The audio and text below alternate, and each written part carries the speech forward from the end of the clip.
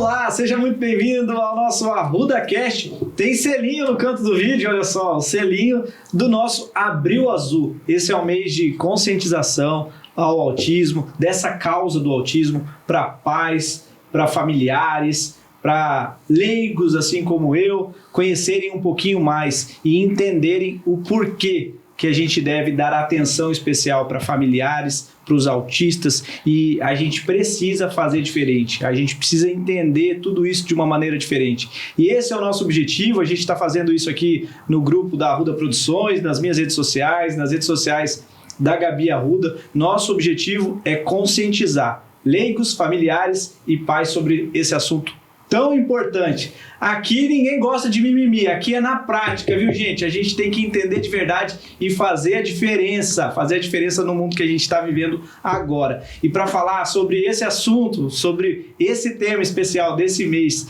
do Abril Azul, eu recebo duas pessoas super importantes. Meu irmão Marcelo Ferraz, que é o pai do Henrique. Obrigado. E recebo também a Saraí Brito, que é mãe do Pablo, de 7 anos. A Saraí, ela é psicopedagoga, ela é ativista. Ela falou que vai quebrar tudo hoje aqui, viu, gente?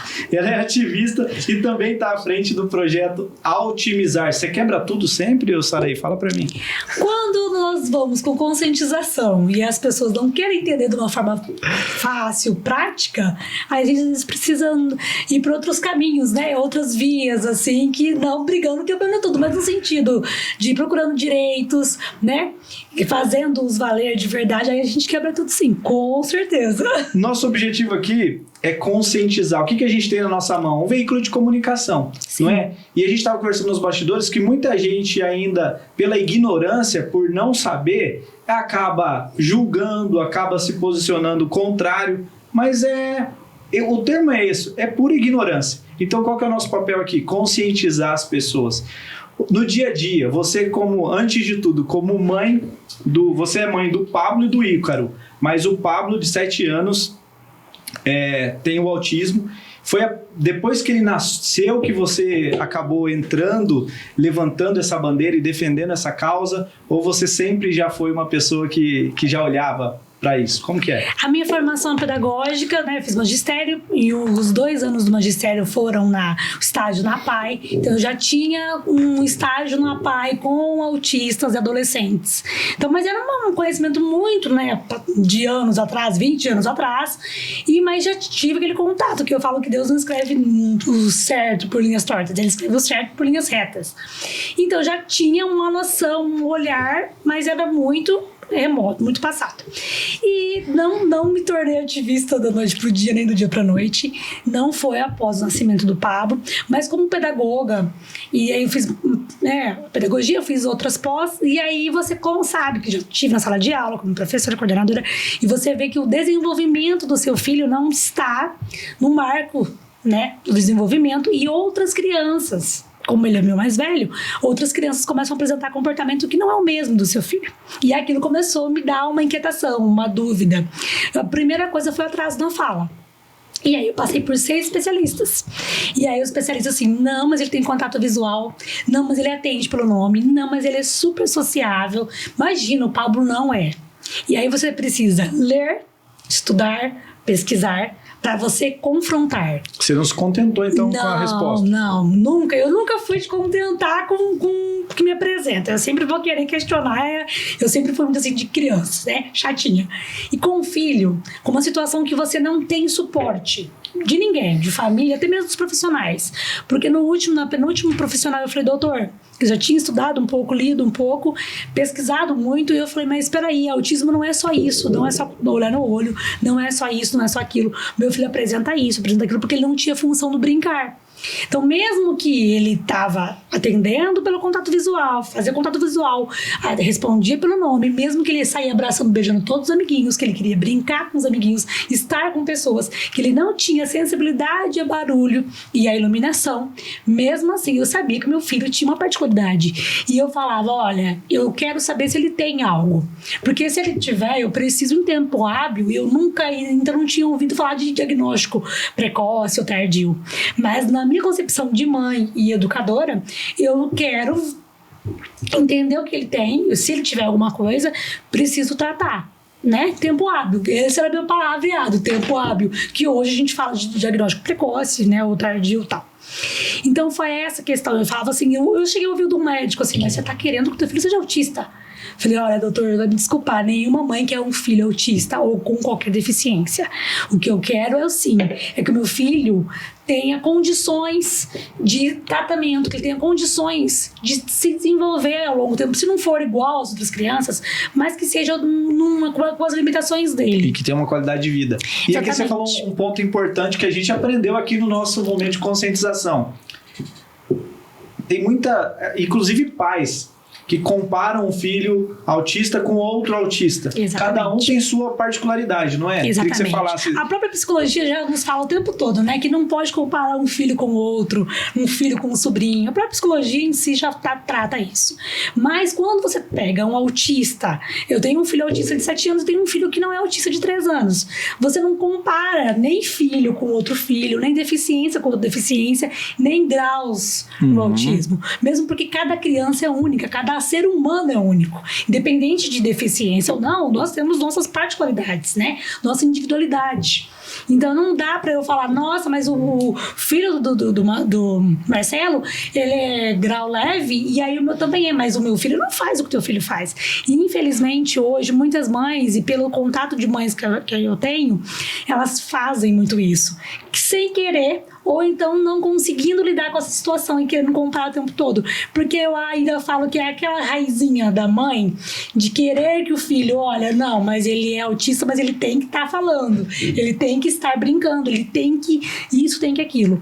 Então é um erro que mãe, aquele coração mole de mãe, a gente sempre faz muito, que nós temos que nos policiar o tempo todo, porque independentemente de deficiência, independentemente do laudo que você tenha ter com o teu filho, seja síndrome de Down, seja outro diagnóstico, não se compara um filho com o outro, não se compara uma deficiência com outra, um grau com o outro, porque nós temos que entender enquanto ser humano, enquanto profissional, enquanto leigo, como você disse, enquanto pais, que cada um tem sua subjetividade, sua particularidade. Se eu não respeito isso no meu filho, se eu não respeito isso no meu paciente, se eu não respeito isso no meu aluno, eu nunca vou entender o processo de desenvolvimento humano, né? Não adianta eu estudar desenvolvimento humano, não adianta eu falar que eu tenho 20 anos de experiência com autistas, com graus de suporte, e eu não enxergar o indivíduo como particular, como subjetivo, e entender que cada um, sim, tem o seu processo de construção, né? Hoje, o meu filho, eu achei que ele nunca fosse falar, porque até os 6 anos ele não era verbal. Ele fez 6 anos e 4 dias ele soltou no corredor de casa: mamãe, te amo. Sério? Quase morri, porque eu não sabia se eu gritava, se eu sacudia ele pra cima, se eu chorava, se eu deitava no corredor. Então, assim, o autismo, por mais estudos que você fizer, live que você assistir, especializar, você sempre vai ter, Marcelo, acho que já pode, né, até confirmar o que eu estou dizendo, você sempre vai ter uma surpresa. Olha só que interessante, mas o que a gente já aprendeu aqui? Atenção, leigo assim como eu, é não julgar.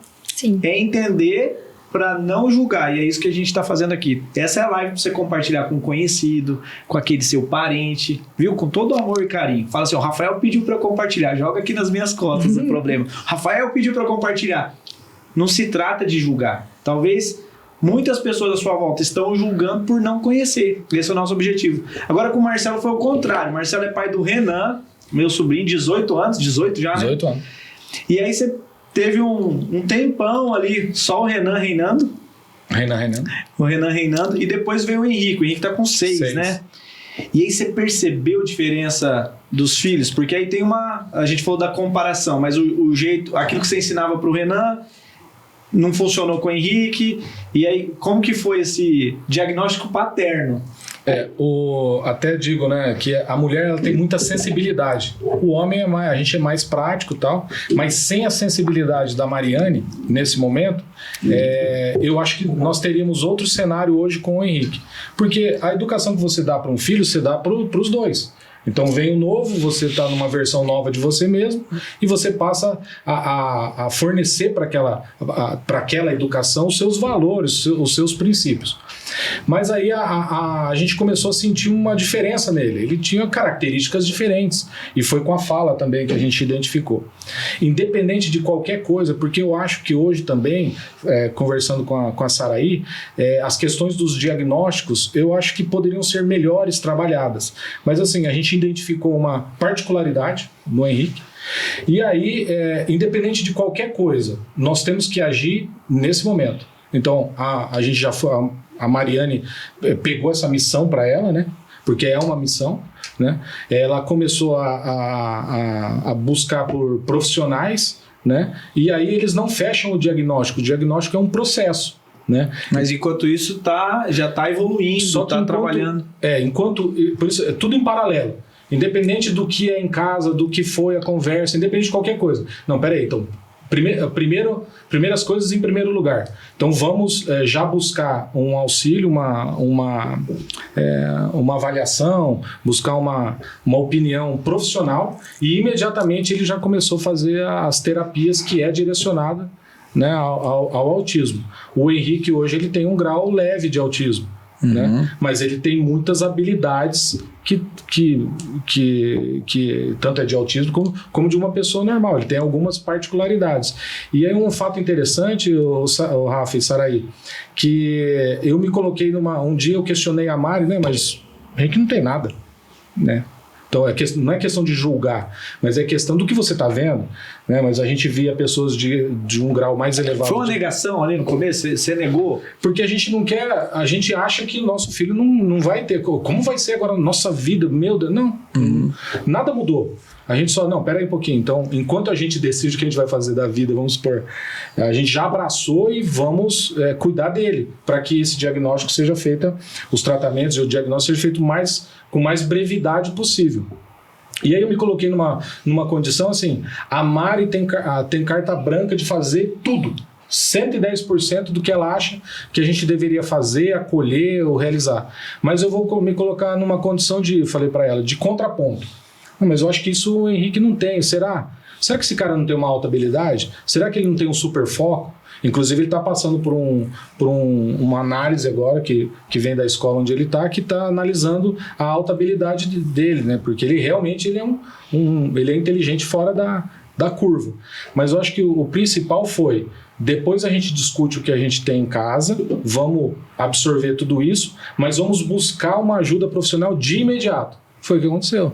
Então acho que o Henrique evoluiu. Até a Saraí teve uma oportunidade de conversar com ele, assim, né, como ela tem essa experiência técnica, né, e uma experiência dentro de casa até. Então ela conversou com ele e falou, mas aqui ele tá legal, ele tem contato visual, ele tem isso, de repente não teria disso, então por isso um grau mais leve. Nunca é igual mesmo, né? Nunca é igual. E Saraí, o Marcelo ali, ele deu uma negada, ele não quis falar essa palavra, ele cá entre nós aqui, ó, a câmera deu uma cortada aqui, levantou uma tela aqui, mas ele não abriu mão de ter um acompanhamento, de cuidar, de dar 110% de apoio. Existe muitos pais que, numa negação mesmo, acabam trazendo um acompanhamento, um tratamento tardio para os seus filhos e aí acaba prejudicando de verdade? O que eu vou te falar é tão sério que existem pais que não só fazem a negação, como ele faz uma negligência. Explica melhor na hoje prática. Eu tenho o Instagram, que é pela @altimizar, já vou fazer aqui um merchan. Bota aí o vídeo na tela, como que é? @altimizar, né? E tem um grupo de mães, com 200 mães, que é de apoio, acolhimento e orientação dessas mães, sobre carteira, sobre vaga preferencial, sobre os direitos, professora de apoio. É um trabalho que nós fazemos de orientação. Porque nenhuma mãe com 100 anos vai ser experiência master em autismo. Mas tem mães que nós estamos um pouquinho, uns passos a mais na frente de mães que estão chegando ou que vão chegar com o diagnóstico. Então dá para você ajudar de alguma forma, seu suporte de alguma forma. E nós temos pais no grupo que meu filho não tem nada, meu filho não vai ser medicado, meu filho não vai para terapia. E a mãe sofre demais, porque ela tem aquele diagnóstico dentro de casa. Não deixa a mãe medicar, não deixa levar. E isso aí já é negligência, porque o filho ele precisa Independentemente se foi tardio ou não, se ele foi pelo sistema público ou privado, ele precisa. Não é um house, não é um McDonald's, um BK que você dá pra criança quando você quer, quando você pode. Ele precisa, aquilo lá é o suporte pra ele, né? E ele precisa da equipe multidisciplinar para ele se desenvolver mesmo. Então, assim, a gente não aceita justamente isso, e o que é legal e importante é as famílias. Se você é familiar, se você é um simpatizante, se você é um profissional, se você é um educador, não julgar o pai e a mãe que nega. Por quê? Os nossos sonhos, quando uma mulher engravida, ela está planejando uma gravidez, ou ela engravidou assim precocemente, sem esperar, o que uma mulher faz? Meu filho aos 3 anos vai estar fazendo judô, karatê, inglês. O pai tem essa expectativa, não tem? Nós vivemos de ideais, de sonhos, de expectativas. Então não tem mal nenhum um pai falar, não, meu filho não tem. Meu filho não tem ali uma questão de desenvolvimento motor, não, por conta da patologia do autismo, porque ele vai ser um Neymar na vida. Não é o que os pais colocam aquela ideologia nos filhos? Você for jogador de futebol, a mãe já quer que a filha seja bailarina, que a mãe isso faz parte dos nossos sonhos como seres humanos, como pais. Então nós idealizamos tudo isso. E que bom que temos ideais de vida, que é o que faz nós crescermos, termos ideais e sonharmos, né? E aí teu filho nasce bonitinho, nenhuma característica física de deficiência. Teu filho vai crescendo com 1, 2, 3, 4, 5, 6 inclusive, anos esse e foi o começa a tema do nosso acompanhar. primeiro episódio. O autismo não tem cara, né? Exatamente. A gente não tem cara de não autismo. Tem cara. E ninguém tem que ter cara de nada, né? Verdade. Ninguém tem cara de nada. Então, assim, e aí nós idealizamos tudo aquilo para nossos filhos. E aquilo vai crescendo, os teus filhos. Aí você, querendo ou não, nós já falamos, nós vamos fazer aquela comparação com o sobrinho, com o enteado, com o vizinho, com o irmão, com o coleguinha da escola. Porque eu comecei essa comparação lá na educação infantil, quando eu ia buscar meu filho na creche, e eu via que os amiguinhos estavam tudo brincando com a bola, e meu filho não, meu filho estava chorando o tempo todo, meu filho estava brigando o tempo todo, ou meu filho estava mordendo a cabecinha de outro bebê, sabe assim, tipo, babando, assim, a paixão dele, a bola dele era a cabecinha do bebê ficar lá por horas. E eu falava, mas não é normal, sabe assim, aquela angústia de você visualizar, mas não comentar com ninguém, ficar naquela angústia de mãe. Ia pro parque, todos os bebês ali de 6 meses, de 1 ano, de 1 ano e meio, ia função de escorregador, de gira-gira. Meu filho não se interessava pelo brinquedo, ele era areia, comer areia. Então aquilo já me incomodava muito, porque eu via enquanto mãe, enquanto educadora, que não tava ali legal. E você procurando especialistas, 5 especialistas, falando, mãe, calma. E aí o que é pior? Você pega uma mãe agitada, TDAH, laudada, hiperativa no último nível, e aí, calma, mãe, ele é acelerado assim porque você é acelerada. Ele tá com atraso na fala porque você fala bastante, você acelera ele não consegue te acompanhar. E aí ele não tá falando, que é um erro grande que os médicos fazem. Jogou aí a culpa tudo E a primeira pergunta, Rafael, é assim, mas ele tem estímulo em casa? Imagina uma pessoa que fala que nem eu, se não deveria ter um estímulo dentro de casa, né?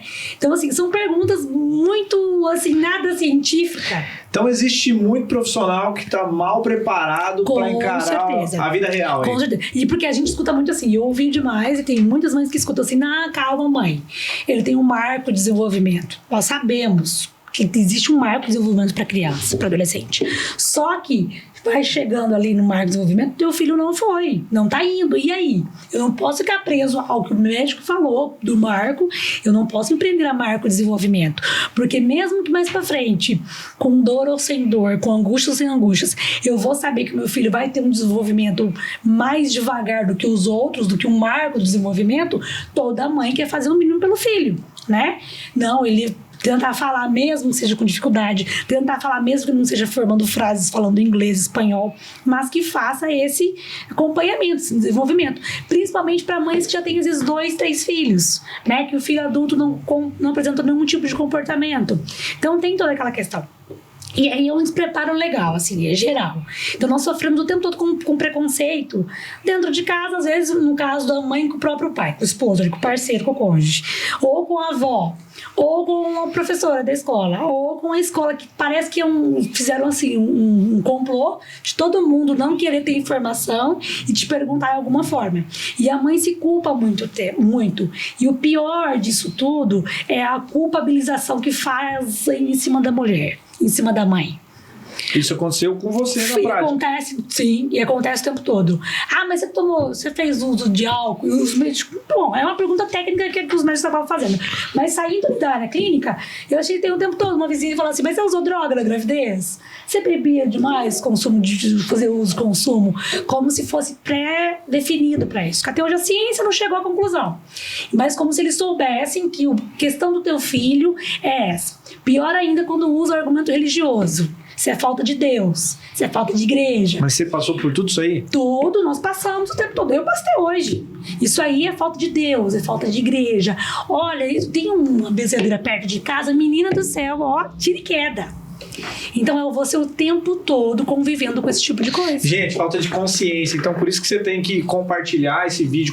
Depois nós vamos cortar uns trechinhos também do vídeo aqui para você compartilhar. Nosso objetivo é conscientizar, levar essa informação adiante, porque o que mais faz uma pessoa julgar, tirando o coração dela, é a ignorância.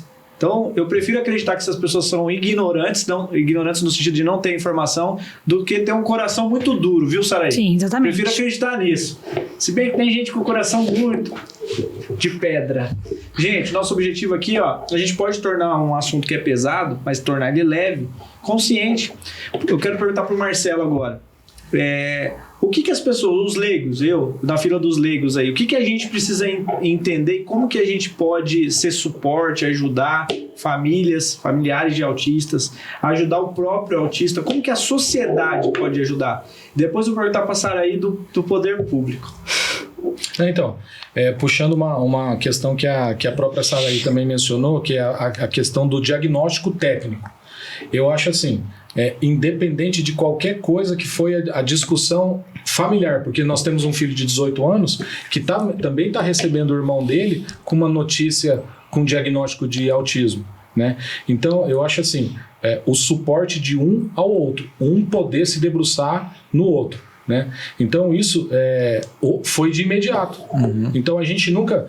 se existe uma ideologia em cima, se existe um acréscimo na dispensação de medicamento, porque a gente escuta... se você começar a escutar os poréns aí, e os sis da vida, você não faz nada com a criança. Então assim, o Henrique evoluiu demais com a influência das terapias que ele participa, né? Tanto é a questão alimentar, a questão da fala, a questão quando ele chega num ambiente novo, aquela previsibilidade que ele precisa daquilo, né? Então, a sensibilidade da Mariane naquele momento foi imprescindível para, peraí, tem uma luzinha amarela, né? E eu acho que eu contribuí para dar o suporte para ela. Depois a gente discute, a gente vai conversar sobre isso. Mas o que eu digo é assim, independente do que acontecer da parte, vamos dizer, da parte técnica, que é o acompanhamento do profissional, é levar a criança a esse atendimento. Né? Independente se a pessoa vai dar medicamento ou não, essa não é a discussão. Mas a discussão então, o Henrique ele tem que estar em uma terapia, sendo acompanhado por um profissional. Depois, se aquele profissional é bom ou não, é no decorrer. Mas imediatamente ele tem que ser amparado por um profissional. Então, eu acho que isso tem que ser a sociedade toda. Peraí, nós temos essa condição? Nós não temos um problema, nós temos um obstáculo. Né? Tem pessoas que são mais proativas, tem pessoas que são mais tímidas. Na nossa família a gente tem isso, né? Pessoas são mais falantes, menos falantes, isso é normal. Uns que guardam dinheiro, outros que não guardam. É o que faz a diversidade humana, né? É justamente isso é diferente. E aí tem uma barreira de você aceitar se o seu filho tem autismo, uma condição dessa ou qualquer outra que seja, ou não. Então a gente não tem um problema, a gente tem um obstáculo. Então, a sensibilidade dos pais com relação ao problema e entregar isso aí para uma terapia, iniciar uma terapia, e aí depois a gente, ele está sendo atendido, né? Estancou o sangue, vamos supor. Então vamos ver o que aconteceu. Eu acho que é isso. E na prática ali, a sociedade, agora você falou bastante da família, do suporte, de um apoiar o outro, mas e na sociedade? Por exemplo, eu já vi gente falar assim, agora vai ter vaga também para autista, né? E aí o cara que não tem isso na família, o cara que não passa por isso, ele se torna um apontador de dedo, um julgador. O que você, como pai, já percebeu, já presenciou assim, desse tipo de atitude, de comportamento? Porque eu ouvi uma frase que é o seguinte: autista não tem privilégio, tem direito, né? de que eles estão confundindo, a sociedade tem confundido um direito que é necessário, que algum ativista foi lá e brigou por isso, senão não teria alcançado. E briga todo dia, viu? Então, se conseguiu, foi mérito e por necessidade, né? Você já presenciou alguma coisa nesse sentido ou não? Nunca presenciamos, porque a nossa postura já é proativa. Então, assim, é muito importante isso que você falou, Rafael, pelo seguinte, que é a questão do direito. Então, o Henrique tem todas as condições pelo direito. Mas vamos falar do estacionamento, que ele tem direito à carteirinha da prefeitura e tal. A gente não fez. Porque a gente não vê necessidade de usar aquele espaço que poderia ser usado melhor para outra pessoa que sim precisasse mais daquilo lá. Então, a no gente caso entende dele, direito. por conta da particularidade dele. Exato. Né? Entendi. Aí, por exemplo, vou dar uma... Mas já tem um outro grau ou um outro perfil, poderia chamar assim ou não? Exatamente. Quando... E aí existe essa necessidade. Exatamente. Mas, por exemplo, desculpa, a gente não vê necessidade de ter, por exemplo, posso ter a carteirinha para uma super hiper emergência utilizar, é diferente. Mas a gente não vê essa necessidade da vaga, para nós, para o nosso caso. Mas, por exemplo, ele vai ser atendido num hospital, ele tem a prioridade. Então, isso a gente usa porque o Henrique, quando ele está num ambiente novo, ele precisa de uma previsibilidade. E como é que você dá previsibilidade num médico? Não, você vai ficar sentadinho aqui, ler a revista da Mônica, você vai tomar 35 injeções daqui a pouco, mas você não, como é que você fala isso para uma criança? Né? Então, quando ele está naquele ambiente que ele vê que ele começa a ter aquelas sensações que um autista tem. O tempo dele vence mais rápido, diríamos assim.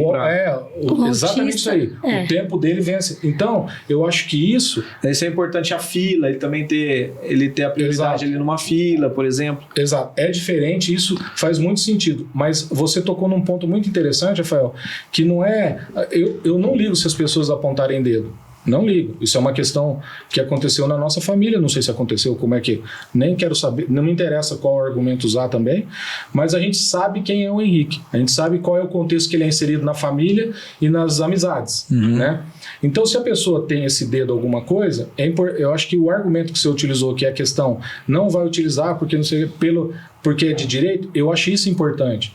Porque sim, as pessoas têm que usar o que é de direito. A gente tem que aprender que nós temos deveres, nós temos direitos. Os nossos deveres, a gente tem que cumprir com os nossos deveres. Né? Simples assim. Não é porque alguém está olhando ou não que eu vou estacionar naquela vaga. É o meu dever não estacionar ali. Né? É uma coisa mais policiamento próprio, sei lá. Mas assim, eu acho que é questão de levar como direito. Sim, os pais têm direito, porque é uma questão, eles têm o tempo diferente nosso, só isso. É simples assim, não tem maquiagem em cima, né? A questão da fila da espera é que o nível de suporte, né, do Henrique, ele é leve, então tranquilo. Para um nível de suporte moderado ou severo, Exato. que às vezes é um adolescente, o que acontece? Ele está ali no trânsito, ele já está ali porque eles não têm o filtro da espera. Se eu falar para você vai ter que aguardar a consulta 30 minutos, uma pessoa que não tem autismo, ela vai fazer isso de boa. Para uma criança, ela não entende o que é esperar, o que é 30 minutos, o que ela vai ficar fazendo ali. 30 minutos para ela ali é 2 anos. É para você entender, 2 anos. Então, ele não tem esse filtro de espera. A questão por isso é o atendimento da vaga preferencial, da atendimento preferencial nos caixas. Porque essa criança não tem. Ela vai desencadear uma crise, por ela não ter filtro de espera, ela vai desencadear uma crise. Ela vai ter muita criança, porque a patologia do autismo, ela não vem sozinha, ela vem com combo. Sempre vai estar, às vezes, na verdade, a minoria tem só autismo. A maioria é autismo e TDAH e TOD, que é o transtorno opositor desafiador, que não aceita não. Então, você imagina uma criança que tem esses 3 diagnósticos em uma fila preferencial. Não dá. E aí vai desencadear a crise, vai desencadear ela. E tem muitos autistas que têm também a questão da epilepsia. Vai dar ali uma crise ali, vai cair, bater a cabeça, vai se machucar. Então, assim, é por conta do quadro, no geral, que essa por lei, é garantido esse direito para a pessoa autista, tá? Por conta disso, de não estar só ali. E tem os graus severos que a gente acompanhou, que inclusive tem a questão da violência, né? Exatamente. E vai crescendo, vai se tornando adolescente, jovem, se torna violente, agressivo contra os pais. Por conta da medicação, né? Diversas medicações aí que aumenta a compulsividade alimentar, a criança de 10 anos parece que tem 15, porque eles são grandes, eles são fortes. E aí você sempre pega uma mãe que tá sozinha, ou o marido tá trabalhando, ou o marido abandonou ela por conta do diagnóstico, né? Porque ele esperava o filho perfeitinho, e aí o filho perfeitinho dele não surgiu, ele vamos foi falar embora. baixinho aqui pra nem todo mundo ouvir. Tem muito isso? Tem muito cara que... Muito. Eu passei por isso. É mesmo? Passei com o pai do Pablo. Eles não acreditavam, não admitiam a situação, entendeu? Não nasci pra ter filho retardado, eu ouvi isso. Então, se não nasce, não admito isso. Deus não vai permitir isso pra mim, sabe? Essa vergonha pra mim. E aí, simplesmente, tudo desanda e você fica solo com o teu filho. E tem muitas mães que, às vezes, tá com o marido, tá com o companheiro, tá com o padrasto do autista em casa, mas continuam solos. Porque ela é sozinha para medicação, para a escola, porque a escola é a mãe, é essa mulher sobrecarregada, muitas vezes solo, que dá cara na clínica o tempo todo, o terapeuta chamando, vem cá, ele não está desenvolvendo. É essa mãe, essa mulher que dá cara todo dia na escola, a escola pergunta, mas ele está medicado? Sabe? Ah, mas o teu filho não para, teu filho isso, teu filho aquilo. Meu filho tem um laudo de TDAH e é autista. Você leva para a escola, você apresenta, você... né? Ano passado a escola estava fazendo medicação nele por conta dos horários que tinha que medicar na escola à tarde, para bater com um quadro de médico, de receita médica. E aí eu disse assim, você deu a medicação para ele hoje, mãe? Porque o autista é uma coisa assim, você vai medicar ele hoje, ele tá beleza. Amanhã você vai conferir a cartela se você deu a medicação mesmo, porque a água não fez efeito. Eles têm essa questão também, de um dia tá ok e outro dia não tá, tomar medicação e não fazer efeito. E aí a culpa, você deu medicação? Ele tá sendo medicado, mãe? Como se fosse culpa de uma crise dele, a mãe que não medicou, ou a mãe que medicou meia cartelinha ali, meio comprimido. Então é essa culpabilização da mulher o tempo todo. Por que que ela escolheu um cara que quando teve o filho do diagnóstico, o cara abandonou ela? Porque você escuta isso. Nossa, mas que dedinho podre também, eu, hein? Deu, hein? Que pai que você faz com o teu filho? Julgamento atrás de julgamento. Tipo assim, uma culpa que assim, eu não tenho o que fazer. Eu falo que é regra de vida, sabe o que é? Pra quem é familiar, pra quem não é familiar, pra quem tá começando a ouvir falar de autismo agora, pra quem nunca ouviu, ainda vai ouvir. O que eu não conheço, eu não opino. Eu não dou palpite. O que eu desconheço, eu não faço comentários. Porque aí eu vou estar fazendo uma família, uma mãe, uma mulher, levar ela a crise de ansiedade, a síndrome do pânico, que é o que nós temos hoje. Porque a mãe de autista, ela carrega tudo isso, tá, Rafael?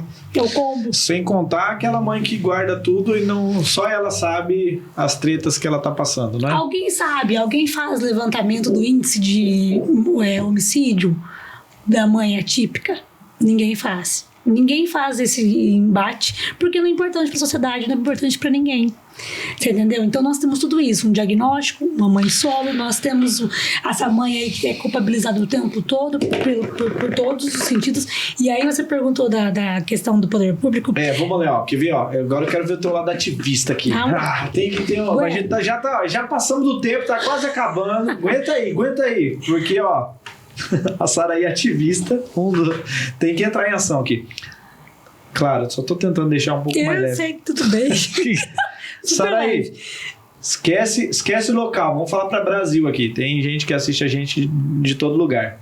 O que de cima para baixo, Brasil para os estados e para os municípios aí, qual que é uma demanda urgente que você vê hoje? Já evoluiu muito, mas o que é uma demanda urgente?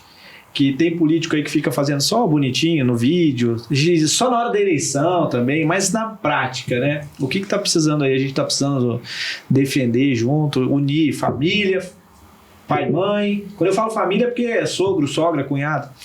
E os leigos, como eu. Então vamos lá, em qualquer esfera, federal, estadual, municipal, tá? Brasil. Já vou te abranger todo o assunto.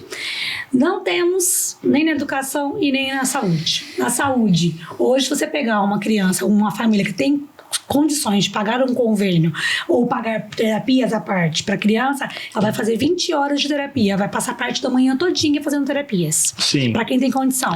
Essa é a realidade de quantos por cento dos brasileiros? Te pergunto. E aí quem não tem essa condição, faz o quê? Fica na fila de espera do SUS. O tempo é de 2 a 3 anos de espera. Caramba, e uma criança que tem 4 anos, ela Exatamente. ficou O meu metade da filho vida passou dela. por isso. O meu filho passou por isso. Eu tive diagnóstico com ele com 4 anos. Ele ficou 2 anos na fila de espera, esperando atendimento e terapia. Faz hoje, uma vez por semana, meia hora. Se eu pegar o meu filho de 7 anos com o filho dele, estando no espectro ali, no grau de suporte leve, certo? 1. O que acontece? O meu filho que faz uma vez por semana, meia hora por dia, eu pego o filho do Marcelo que faz isso a manhã toda, 20 horas de terapia, qual que é o nível de desenvolvimento? Você me fala. Mas aí você vai me falar, Sara, mas os dois são autistas, os dois são leves, e aí? Então você dá para entender qual O que é o poder público oferece hoje de... terapia uma de vez por terapia? semana, meia Uma hora. vez por meia semana. hora? Meia hora de fisioterapeuta, psicólogo e fono, que é o mínimo que esse autista precisa pro desenvolvimento dele ali global. Mínimo. Porque aí depois tem terapeuta ocupacional, tem psicopedagoga, tem outras áreas. Isso é o mínimo que eu tô te falando. Não, então não temos isso. Não temos. Imagina um filho do SUS, 2 anos esperando.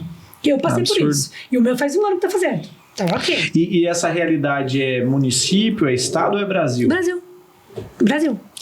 Por isso que eu te falei, eu vou pegar todas as esferas, a federal, estadual e municipal, porque isso é geral. E aí fazem um marketing, um merchan em cima disso, que é estamos fazendo pela inclusão, não estamos fazendo pela inclusão. E aí isso na área da saúde. Partindo para a área educacional. Educação. Então, mas só aí já Então, dá um impacto violento. Só aí você já desencadeia toda uma negligência de desenvolvimento humano, de dignidade humana. Porque é o mínimo que você poderia estar oferecendo para um ser humano ali, naturalizado. É o mínimo, Ó, você já não está às fazendo. vezes a gente tem que falar a linguagem. Vamos fazer o seguinte, ó. A gente tem que falar a linguagem que os caras vão entender. Assim, ó. O político inteligente. Você já entendeu a necessidade disso. Já entendeu a importância de... Já que o senhor quer voto, o senhor precisa colocar um projeto desse em ação.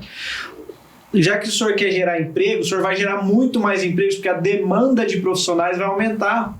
Vai precisar de mais profissionais para atender todos os dias a necessidade desse público. Vai precisar de mais equipes de apoio, vai precisar de mais infraestrutura. Então, o senhor vai ter que fazer algumas obras ou parcerias. Então, pode enxergar com os seus olhos, desde que os autistas e os seus familiares sejam beneficiados. Porque isso não é nem mais direito, isso é dever. É uma necessidade. É só você observar uma criança, uma família que tem um acompanhamento diário, ou tem essa esmola que é 30 minutos.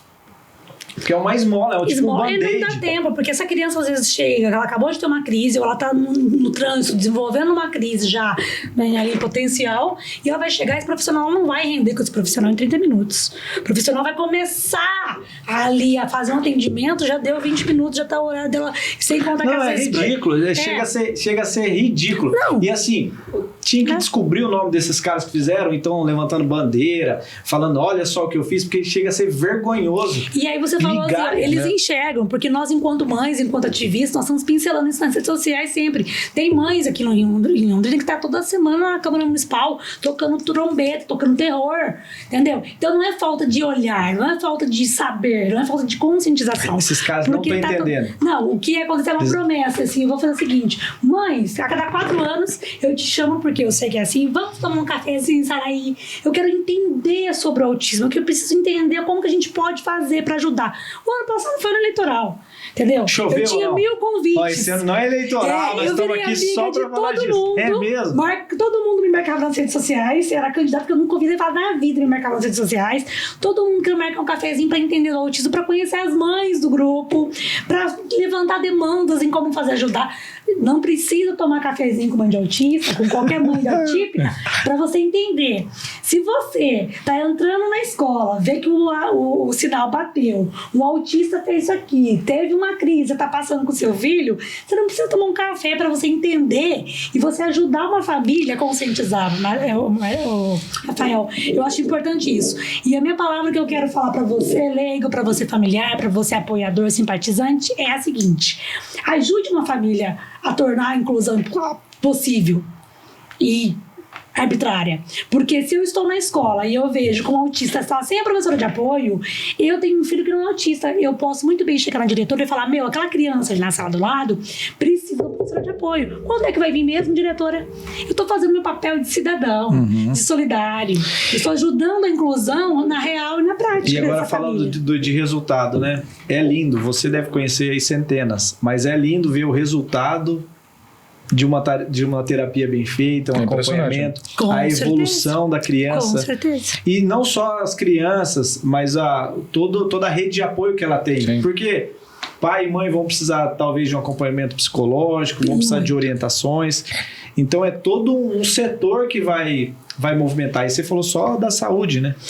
Saray, a gente teria que fazer uma série aqui. O nosso tempo estourou faz tempo ali. É podcast para mais de metro, assim. Mais de anos. Viu? Sem mimimi, né?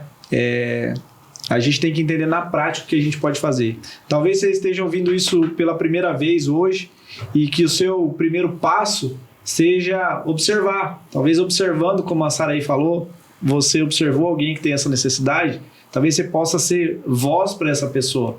Sair do muro, deixar de ser essa pessoa aguada.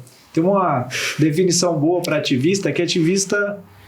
tem ativista que é difícil de lidar. A Saray está do meu lado, mas tem ativista que é difícil de lidar. Porque se cega diante de tudo. Mas o ponto de início de um ativismo é ele se posicionar. Não é morno. Ah, tá bom como tá. Não tá bom como tá. É preciso ser feito diferente. Aquela pessoa que você admira, que você respeita, que você segue aí nas redes sociais, por exemplo, ela é uma ativista, porque ela se posiciona. Só que a gente, enquanto cidadão, a gente tá muitas vezes aguado. Tanto faz porque ainda não chegou a conta para você. A gente precisa olhar mais para o outro, olhar para a nossa volta, para a gente ter uma sociedade melhor, um mundo melhor. E isso pode chegar aí na tua casa. Então, o primeiro passo é a gente não julgar, e o segundo passo é olhar e como que eu posso ajudar? Como que eu posso fazer a diferença? Talvez você vai começar fazendo diferença assistindo esse vídeo, compartilhando com alguém que precisa ouvir isso. E parar de julgar para a gente... realmente ter resultado, né, Saray, né, Marcelo? E não ficar nesse negócio de levantar bandeira, porque é modinha, e a gente levanta essa crítica aqui, entendeu? Com certeza. Eu não sou briguento, mas Você nem é ativista, mas você levanta a bandeira, né? Mas tem muita gente querendo levantar a bandeira para justamente só aparecer na foto. Não faz sentido. Se você quiser até tirar minha imagem, botar só o áudio aí em algum lugar, tem no Spotify. Faz isso. Ouça no Spotify, você não precisa nem ver a imagem. Nosso objetivo aqui é levar a informação. Mesmo Espero que tenha ajudado. Estatística é muito grande, né, Rafael? A estatística é muito grande. Antes era 1 a cada 100, agora é 1 a 66, 1 a 33. Então, o dia que passa está aumentando a questão do diagnóstico. Hoje você pode ser que não tenha um filho autista, um sobrinho, um neto, um isso aí tiado. Que a gente não entendeu. Hoje, esse é no mundo, né? Isso, 1 a cada 33. Pessoas são autistas. Então, hoje você pode não ter um filho autista, um enteado, um neto, um sobrinho, mas amanhã pode ser que você tenha. E aí você vai esperar para conhecer o autismo, para saber informações, para ter empatia por uma criança, um adolescente autista, para ter uma empatia com um vizinho autista. Importante você ter empatia quando você tem um vizinho autista num apartamento, num condomínio. É muito simples eu chegar no meu síndico. Posso dar uma pinceladinha? Claro. Falar assim, que eu tenho bastante casos das famílias aqui em Londrina, que já tá gritante o negócio. Tudo história Falar real. assim, não, vamos fazer baixo-assinado, porque o moleque grita o tempo todo, que ele é birra, Síndico. é mimado, é falta de limite. Vamos fazer um abaixo-assinado pra tirar essa família. Eu não sei o que a família passa, eu não quero enxergar. Então é muito simples eu falar assim, tire de perto de mim, quero usar um tapame, não vou falar sobre, enxergar sobre, ou é mais fácil eu falar, vamos fazer uma reunião, uma assembleia no condomínio, vamos entender essa família, vamos ver como a gente pode fazer para ajudar, para diminuir a crise. Será que é porque a gente está saindo e buzinando demais no portão e estou desencadeando crise nesse autista? Será que a iluminação do prédio está muito forte? Então, isso é o mínimo de empatia que nós devemos ter, porque eu vejo Londrina como uma causa animal linda. Todo mundo defende os animais. Temos leis para 1000 coisas hoje. Vocês sabem que eu não estou mentindo. É importante, eu tenho animal, eu amo animal. Só que nós não podemos deixar a causa animal passar em cima da causa humana. Eu não posso tratar um animal com mais amor, empatia, cuidado do que o filho do Marcelo, do que o meu filho, do que o teu sobrinho, do que qualquer outra pessoa. Porque uma pessoa é uma vida, né? Ela merece carinho, dignidade, respeito, ela merece um olhar de sensibilidade. Senão não compensa nós sermos humanos. Não compensa a gente fazer obra de caridade, dar dízimo na igreja. Não compensa eu visitar o lar dos idosos, de eu levar uma cesta básica no final do ano, de eu fazer uma foto, seja jurídica ou física. Não compensa se no dia a dia, no meu condomínio, na minha empresa, eu faço apontamentos no meu trabalho. Eu tenho um amigo ali que às vezes eu não sei que ele é autista, eu desconfio, ele não quer falar para alguém. Um jovem aprendiz que a mãe não falou, não sinalizou porque sabia que a empresa não ia pegar. E eu ficar levando fofoquinha pro patrão, pro diretor, pro empregador. Então, ao invés de você levar aí uma desconstrução de um curso que um autista está fazendo, de um emprego que um autista acabou de adquirir, leve uma mensagem de amor, de fortalecimento, de apoio a essas famílias, porque são famílias que precisam de suporte, precisam de fortalecimento. Elas não têm uma igreja para ir porque elas não têm como quem deixar o filho. Elas não têm um espaço kids na igreja que atenda especificamente esse autista. Então ela não tem um suporte religioso, ela não tem um suporte às vezes financeiro, ela não tem um suporte para nada. A única coisa que ela tem ali é aquela casinha, aquele apartamento, aquela casinha no condomínio que você tá ali tocando terror e querendo fazer baixinando para tirar essa família. Então vamos pensar mais, né? Porque a gente não precisa ser lindo, amoroso, afetivo com o próximo no Natal nem na Páscoa. Precisamos, né? Fazer o bem, amar o próximo como a ti mesmo, independentemente de religião, de partido político, independentemente de bandeira social que você vai abraçar, e você precisa amar o próximo como a si mesmo. Então, começamos daí, olhando as pessoas que estão à nossa volta, falando, olha, eu não entendo muito sobre autismo, eu não sei sobre o assunto, gostaria de entender, mas o que eu posso fazer? Em que eu posso te ajudar? Já é o começo, né? Vou levar uma cesta básica lá na comunidade, um brinquedinho, tá na comunidade, uma marmita na comunidade. Mas esse meu tempo, eu posso passar com uma família de autista? Eu posso sentar no chão, brincar com uma criança autista? Eu posso simplesmente chegar e falar assim, vamos em casa tomar um cafezinho? Eu posso simplesmente falar, vou fazer um café da tarde, mãe, vem aqui comer um bolinho. Ah, mas eu não posso porque eu tenho que levar meu filho. 5 minutos. Nós temos um problema sério que nós não somos convidados para o aniversário, porque a criança dá trabalho. Eu já ouvi assim, nossa, se ele não brigasse tanto com as crianças, eu teria chamado vocês para o aniversário. Mas ele não para, né? Isso dói demais. Dói enquanto mãe, dói enquanto pessoa que sensibiliza e enxerga o filho do outro. Então, assim, não deixe de fazer convites para a família de autista, sabe? Ai, mas eu vou responder, eu só respondo. Ai, não sei se eu vou conseguir, não vou dar para eu ir, não, porque essa semana o Pablo tá desregulado, porque essa semana o Pablo não tá legal, então eu nem vou para não dar trabalho. Mas o importante disso tudo é falar assim, eu sei que teu filho é autista, que teu filho vai dar trabalho, não tem problema. Não deixe de ir. Eu vou cortar o bolo tal hora. Eu espero você com o teu filho para comer um pedacinho de bolo. E isso faz a diferença na vida de qualquer mãe, de qualquer mulher, de qualquer criança, sabe? Eu estou fazendo atitude simples. Eu não estou fazendo nenhum mestrado, doutorado em espectro do transtorno do espectro autista, não estou. Eu estou simplesmente fazendo o básico, sabe? Eu estou apoiando, estou fortalecendo, eu estou encorajando uma mulher e eu não estou levando ela à beira do caos, da saúde mental. Acolhimento. É a primeira regra da inclusão, independentemente do autismo. É apoio e acolhimento. Não sei o que falar, não falo nada. Não Isso sei é importante. Não sei o que comentar. Familiar, né? Exatamente, não sei o que comentar. Tô indo embora mais cedo. Mas já... Fica quietinho que é melhor, não é? Eu posso falar, entendeu? Eu posso falar, não posso? Eu tô no papel do rei. Fica quietinho que é melhor, não é? Inclusive é bíblico. Salomão já falava, se você quer se demonstrar uma pessoa mais sábia, não precisa abrir a boca. Exatamente. Né? Pelo menos você até se passa por sábio, olha só que interessante. Exatamente. Eu posso falar, viu? Eu tenho licença poética pra falar. Tá certo. Quero te agradecer. Eu que agradeço. Parabenizar pelo projeto. Quem quiser seguir a Saraí, fala de novo aí o seu Instagram, Saraí. É @altimizar. @altimizar. Isso. Marcelão, parabéns pela coragem de vir falar, de representar aí o Henrique e outros pais também que estão no silêncio. Porque o primeiro passo se dá dentro de casa. Apoio mútuo, né? Aí a busca por profissionais. Mas só um parênteses que a Saraí falou, somos afortunados por ter um plano de saúde. Mas depois você tem que pagar as consultas para fazer a terapia. De onde você tira o dinheiro que você não tem? Te vira. né? Então, a gente buscou tirar dinheiro de outras fontes, né? Porque nós não somos abastados, né? Então, acho que uma ferramenta importante é essa série de podcasts que a Arruda Produções está fazendo. Eu achei importante escutar pessoas que são pessoas normais, né? Não são super entidades, né? São pessoas igual a gente, né? Porque cada um tem, e não digo um problema, tem um obstáculo, né? Então essa é a nossa nova realidade e tá tudo bem. A gente foi só para compartilhar, fui na festa do aniversário do Rafael e tava ali a criançada brincando. O Henrique não chegando.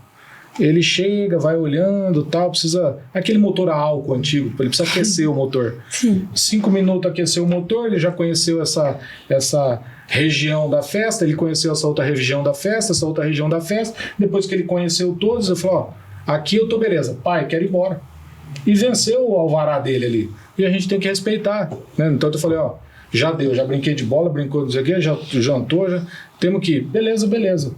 Fomos antes de cantar o parabéns. E tá tudo bem. Isso. Porque tá tudo bem no coração de quem ficou, tá tudo bem no nosso coração e não teve aquele gatilho lá. Você não deixou de sair de casa, de levar ele, de tá tudo incluir, bem de pro pai socializar. também, né? Exatamente. Não ficar constrangido, tô saindo antes do horário. Não, tá tudo bem. Tá tudo bem.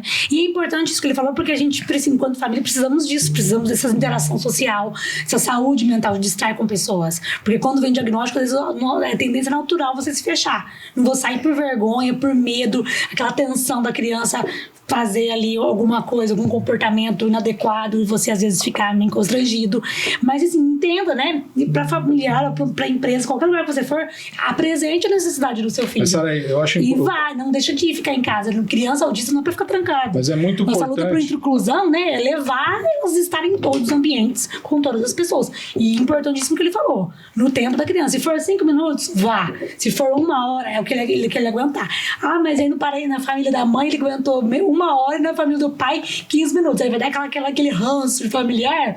Não, é o tempo da criança. Que eles têm que enxergar e terão que respeitar. É respeito e ponto final. E quando eu falo que é o primeiro passo, né? Eu acho que o apoio mútuo é muito importante, porque no meu caso, a Mari tem mais sensibilidade para isso do que ela senta no chão para fazer a tarefa. Eu já não tenho aquela paciência toda, né? Os Marcelinho já quer fazer outra coisa, tudo bem?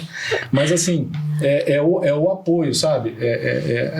Dar vazão para a mulher produzir a força que ela precisa para poder ajudar a criança, né? Sim. Porque ela está ajudando não a criança, está ajudando a família, porque ela está ajudando o filho, está ajudando o outro filho, está ajudando o marido, e a gente dá o apoio para ela, né? Então eu acho que esse apoio mútuo inicial e partir para o diagnóstico muito precoce é importante. Exato. Espaço, obrigado pelo espaço. Gente, obrigado. Viu? Obrigado pela oportunidade. Estamos aí. E a gente continua aqui o nosso Abril Azul. Tem que ser diferente, mas tem que fazer diferente. Isso muda o resultado, muda o jogo. A gente vai ficando por aqui até semana que vem. Tchau!